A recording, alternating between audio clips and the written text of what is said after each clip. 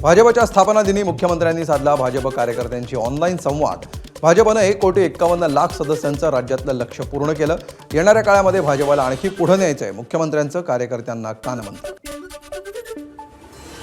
धाराशिव जिल्हा मजूर फेडरेशनवर महायुतीचा झेंडा। भाजप आमदार राणा जगजितसिंग पाटलांचं वर्चस्व, खासदार ओमप्रकाश राजे निंबाळकर आणि आमदार कैलास पाटील यांना धक्का।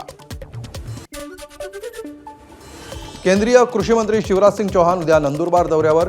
ठाकरेंची शिवसेना कर्जमाफीच्या मागणीसाठी कृषी मंत्र्यांना काळे झेंडे दाखवणार।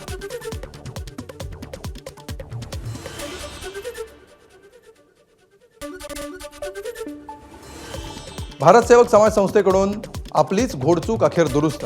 संजीव सन्याल यांची गोखले इन्स्टिट्यूटच्या कुलपतीपदी पुन्हा नियुक्ती। सचिव मिलिंद देशमुखांवर कारवाई करायचं सोडून सन्यालांना हटवलं। गैरसमजातून सन्याल यांना हटवलं अशी संस्थेकडून कबुली।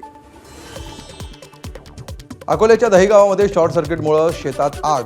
उभं असलेलं गव्हाचं पीक जळून खाक झाल्यामुळे शेतकऱ्याचं मोठं नुकसान।